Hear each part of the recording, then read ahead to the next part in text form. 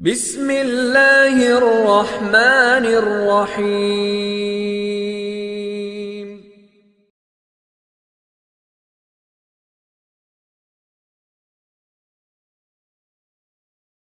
আলহামদুলিল্লাহি রাব্বিল আলামিন ওয়াসসালাতু ওয়াসসালামু আলা সাইয়্যিদিল মুরসালিন ওয়া আলা আলিহি ওয়া আসহাবিহি আজমাইন, আম্মা বাদ। আউযু বিল্লাহি মিনাশ শাইতানির রাজিম। বিসমিল্লাহির রহমানির রহিম। আরআইতাল্লাযী ইউকাযযিবু বিদ্দীন। হে রাসূল, তুমি কি তাকে দেখেছো যে আখিরাতের শাস্তি ও পুরস্কারকে মিথ্যা প্রতিপন্ন করে? ফাযালিকাল্লাযী ইয়াদুল ইয়াতীম, সেই তো এতিমকে ধাক্কা দিয়ে তাড়িয়ে দেয়।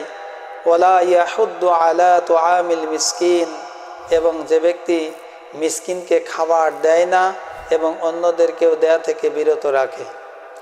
ফাওয়াইলুল লিল মুসাল্লিন, অতঃপর ওই সমস্ত নামাজীদের জন্য ধ্বংস।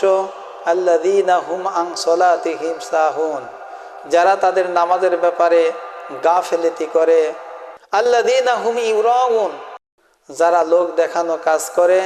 ওয়ায়ামনাউনাল মাউন, যারা মামুলি জিনিসপাতি অন্যদেরকে দেওয়া থেকে বিরত থাকে। সম্মানিত দর্শক মণ্ডলী, আপনাদের সকলের প্রতি নাইস ইসলামিক টিভির পক্ষ থেকে সালাম ও অভিনন্দন। আসসালামু আলাইকুম ওয়া রাহমাতুল্লাহি ওয়া বারাকাতুহু। সম্মানিত দর্শক মণ্ডলী, আমি আপনাদের সামনে মহাগ্রন্থ আল কোরআন থেকে সূরাতুল মাউন তেলাওয়াত করেছি এবং তার সরল অর্থ বলেছি। সূরাতুল মাউনের ভিতরে আল্লাহ রাব্বুল আলামিন চমৎকার কিছু গুরুত্বপূর্ণ কিছু দিক নির্দেশনামূলক নসিহত তিনি পেশ করেছেন। আল্লাহ রাব্বুল আলামিন তিনি উল্লেখিত করেছেন যে সকল মুসলমান নামাজীদের ভিতরে এই খারাপ কয়টি গুণ তাদের ভিতরে থাকবে এবং তারা যদি পরিহার না করে তাহলে তাদের এই কর্মের মাধ্যমেই আখিরাতের শাস্তি এবং পুরস্কার অস্বীকারীদের অন্তর্ভুক্ত তারাই হবে। এই ধ্বংসাত্মক ক্ষতিকারক গুণ কি কি? আল্লাহ রাব্বুল আলামিন সেই গুণগুলো এই সূরাতুল মাউনের ভিতরে আল্লাহ তাআলা উল্লেখিত করেছেন। সেই গুণগুলো হলো, 1 নম্বর গুণ আল্লাহ তাআলা প্রথম আয়াতে তিনি উল্লেখিত করেছেন। তিনি বলেন, আরআইতাল্লাযী ইউকাযযিবু বিদ্দীন। হে রাসূল, আপনি কি তাকে দেখেছেন যে আখিরাতের শাস্তি এবং পুরস্কারকে মিথ্যা প্রতিপন্ন করে? তাদের এই খারাপ গুণটির ভিতরে 1 নম্বর গুণ হলো ফাযালিকাল্লাযী ইয়াদুল ইয়াতীম, সেই তো যে এতিমকে ঘাড় ধাক্কা দিয়ে বের করে দেয়, অর্থাৎ এতিমের হক নষ্ট করে। যে ব্যক্তি এতিমের প্রতি বেইনসাফি করে, এতিমের হক যে ব্যক্তি মেরে খায়, এতিমের প্রতি যে ব্যক্তি অবিচার করে, আল্লাহ রাব্বুল আলামিন ওই ব্যক্তির প্রতি অসন্তুষ্ট হয়ে যান। কেননা বিশ্বনবী মুহাম্মদ সাল্লাল্লাহু আলাইহি ওয়াসাল্লাম বলেছেন, কোনো ব্যক্তি যদি এতিমকে ভালোবাসে, এতিমকে মহব্বত করে, সেজন্য বিশ্বনবী মুহাম্মদ সাল্লাল্লাহু আলাইহি ওয়াসাল্লামকে ভালোবাসলো বা মহব্বত করলো। আল্লাহ রাসূল সাল্লাল্লাহু আলাইহি ওয়াসাল্লাম আরও বলেন, যে ব্যক্তি এতিমের হক নষ্ট করলো, এতিমের প্রতি বেইনসাফি করবে, এতিমের হক, এতিমের সম্পদ যে ব্যক্তি লুণ্ঠন করবে, কিয়ামতের ময়দানে আমি রাসূলুল্লাহ সাল্লাল্লাহু আলাইহি ওয়াসাল্লামের সুপারিশ থেকে সেই ব্যক্তি বঞ্চিত হবে। আল্লাহ রাসূল সাল্লাল্লাহু আলাইহি ওয়াসাল্লাম আরও বলেন, আসমানের নিচে আর জমিনের উপরে সবচেয়ে উত্তম এবং উৎকৃষ্ট পরিবার হলো ওই পরিবার যে পরিবারে একজন এতিম আছে আর ওই পরিবারের সকল সদস্য ওই এতিমের প্রতি ইনসাফ করে, এতিমকে মহব্বত করে ভালোবাসে।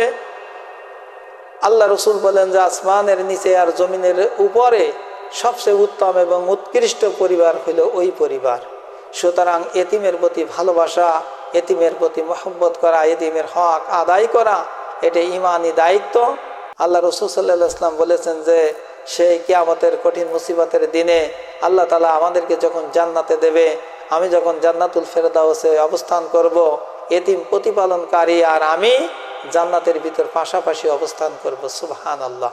সুতরাং এতিমের প্রতি ইনসাফ করতে হবে, এতিমকে ভালোবাসতে হবে, এতিমের প্রতি আমাদের দরদি মন থাকতে হবে। এতিমের হক যাতে কোনো প্রকারে নষ্ট না হয় সেদিকে আমাদের খেয়াল রাখতে হবে। 2 নম্বর গুণের কথা আল্লাহ রাব্বুল আলামিন তিনি বলেন, ওয়ালা ইয়াহুদ্দু আলা তুআমিল মিসকিন। এক শ্রেণীর লোক আছে যারা মিসকিনকে খাবার দেয় না, নিজে তো খাবার দেয় না, আবার অন্য কেউ যদি খাবার দিতে যায় তাহলে তাদেরকে নিরুৎসাহিত করে।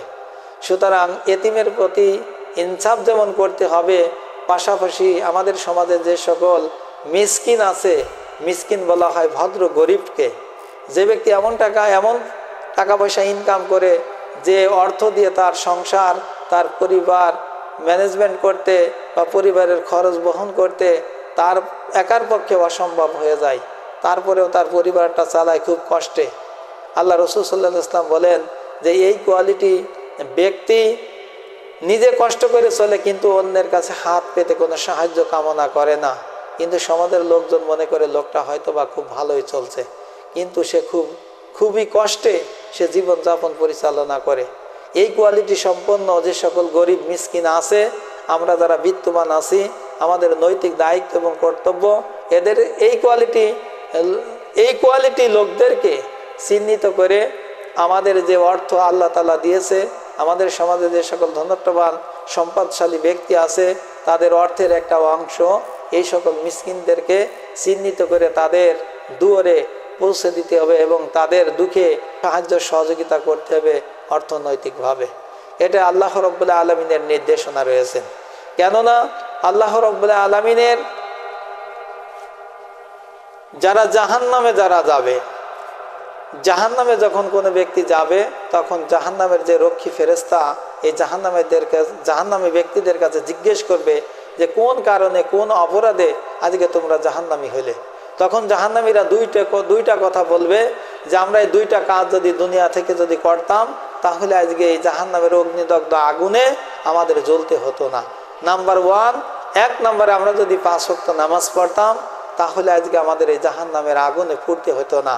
2 নম্বর যে কারণ, আমরা যদি মিসকিনকে যদি খাবার দিতাম, অর্থাৎ গরিব দুঃখী অসহায় দুস্থ মিসকিনদের পাশে গিয়ে যদি দাঁড়াতাম, অর্থনৈতিকভাবে তাদেরকে আমরা যদি সাপোর্ট দিতাম, সহযোগিতা করতাম, তাহলে আজকে আমাদের এই জাহান্নামের অগ্নিদগ্ধ আগুনে আজকে আমাদের পুড়তে হতো না। সুতরাং মিসকিন যারা আমাদের সমাজে আছে তাদের পাশে দাঁড়ানো, তাদের আর্থিকভাবে সাহায্য সহযোগিতা করা, তাদের দুঃখে আমরা যারা ধনট্টবান ব্যক্তি আছি বা বিত্তবান ব্যক্তি আছি, এই কোয়ালিটি সম্পন্ন মিসকিনদের পাশে দাঁড়ানো হলো আমাদের মতো মানুষের ইমানি দায়িত্ব এবং কর্তব্য বলে দাঁড়ায়। সুতরাং এই সকল মিসকিনদেরকে সাহায্য সহযোগিতা করা ইমানি দায়িত্ব। আর কেউ যদি এই দায়িত্ব যদি পালন না করে তাহলে এই দায়িত্ব যে পালন করলো না, এই কর্মের কারণে আখিরাতের শাস্তি এবং পুরস্কার অস্বীকারীদের অন্তর্ভুক্ত হতে হবে বলে এই আয়াত দ্বারা এটা প্রতীয়মান হয়। তারপরে আল্লাহ রাব্বুল আলামিন তিনি বলেন ফাওয়াইলুল লিল মুসাল্লিন, অতঃপর ওই সমস্ত নামাজীদের জন্য ধ্বংস যারা তাদের নামাজের ব্যাপারে গাফেলিতি করে। সুতরাং আমাদের সমাজে এক শ্রেণীর নামাজি আছে যারা তাদের নামাজটাকে সুন্দরভাবে আদায় করে না। এক শ্রেণীর নামাজি আছে নামাজের সময় হয়ে গেলে তারা সময় মতো নামাজ পড়ে না, আওয়াল ওয়াক্তে নামাজ পড়ে না, তারা নামাজ পড়ে দেরিতে। এমন নামাজি আছে ফজরের নামাজ পড়ে সূর্য উঠে যাওয়ার পরে, জোহরের নামাজ পড়ে আসরের একটু আগে, আসরের নামাজ পড়ে সূর্য অস্তে যাওয়ার একটুখানি আগে। সুতরাং এই সমস্ত নামাজিদের জন্য আল্লাহ তাআলা ধ্বংস বলে আখ্যায়িত করেছেন। আল্লাহ রাসূল সাল্লাল্লাহু আলাইহি ওয়াসাল্লামের কাছে এক সাহাবী জিজ্ঞেস করলেন, ইয়া রাসূলুল্লাহ সাল্লাল্লাহু আলাইহি ওয়াসাল্লাম, আল্লাহ রাব্বুল আলামিনের নিকট সবচেয়ে প্রিয় ইবাদত কোনটি? তখন আল্লাহ রাসূল সাল্লাল্লাহু আলাইহি ওয়াসাল্লাম বললেন যে আওয়াল ওয়াক্তে নামাজ পড়া, অর্থাৎ সময় মতো নামাজ পড়া হলো আল্লাহ তাআলার কাছে সবচেয়ে পছন্দসই ইবাদত। তাহলে এই হাদিস দ্বারা প্রমাণিত হয় আল্লাহ রাব্বুল আলামিনের কাছে সবচেয়ে প্রিয় ইবাদত হলো আওয়াল ওয়াক্তে নামাজ পড়া। সুতরাং আল্লাহ রাব্বুল আলামিন এখানে উল্লেখিত করেছেন ফাওয়াইলুল লিল মুসাল্লিন, অতঃপর ওই সমস্ত নামাজীদের জন্য ধ্বংস আল্লাযীনা হুম আন সালাতিহিম সাহুন, যারা তাদের নামাজের ব্যাপারে অবহেলা করে গাফেলিতি করে। সুতরাং কোনো প্রকার নামাজের ব্যাপারে গাফেলিতি করা যাবে না, কার্পণ্য করা যাবে না। কেননা এই নামাজটা হলো অত্যন্ত গুরুত্বপূর্ণ একটা ইবাদত। আল্লাহ রাসূল সাল্লাল্লাহু আলাইহি ওয়াসাল্লাম বলেন আসসালাতু মিফতাহুল জান্নাহ, নামাজ হলো জান্নাতের চাবি। যে ব্যক্তি নামাজ পড়তে পড়তে মৃত্যুবরণ করবে, আশা করা যায় ও কোনো না কোনো দিন আল্লাহর জান্নাতে যেতে পারবে। সুতরাং নামাজ সঠিক সময়ে আদায় করা মুমিনের জন্য আল্লাহ তাআলা ফরজ আইন করে দিয়েছেন। আল্লাহ রাসূল সাল্লাল্লাহু আলাইহি ওয়াসাল্লাম আরও বলেন, কিয়ামতের সেই কঠিন মুসিবতের দিনে আল্লাহ রাব্বুল আলামিন তার বান্দার নিকট থেকে সর্বপ্রথম যে হিসাব নেবে সেই হিসাবটা হলো নামাজ সম্পর্কে। সুতরাং যে ব্যক্তি নামাজের সুন্দরভাবে জবাব দিতে পারবে, সুন্দরভাবে নামাজটা আল্লাহর দরবারে উপস্থাপন করতে পারবে, আল্লাহ তাআলা যদি ওই ব্যক্তির নামাজ দেখে যদি খুশি হয়, তার জীবনের যত হিসাব আছে আল্লাহ তাআলা তার হিসাবটাকে সহজ করে দেবে। সুবহানাল্লাহ। এই জন্য আমাদের নামাজটাকে সুন্দর করতে হবে। তারপরে আল্লাহ রাব্বুল আলামিন তিনি বলেন, আল্লাযীনা হুম ইউরাউন, যারা লোক দেখানো কাজ করে তাদের জন্যও ধ্বংস। সুতরাং আমরা জীবনে যা কিছু কাজ করব না কেন, যত প্রকার ইবাদত করব, যত প্রকার ভালো কাজ করব, সব ভালো কাজের শুরুতে নিয়ত থাকতে হবে আল্লাহর সন্তুষ্ট। তাহলে আল্লাহর সন্তুষ্টের উদ্দেশ্যে কোনো কাজ যদি করি, সে কাজটা যতই ছোট হোক না কেন, সেই আমলটা আল্লাহ তাআলা কবুল করবেন। আর আমরা কোনো কাজ যদি বিশাল বড় কোনো ভালো কাজ যদি করি আর তার পিছনে উদ্দেশ্য যদি থাকে লোক দেখানোর উদ্দেশ্য যদি করি, তাহলে সেই কাজটা, সেই আমলটা যত বড়ই হোক না কেন, আল্লাহ তাআলা এই আমলটাকে কখনোই অ্যাকসেপ্ট করবে না, কবুল করবে না।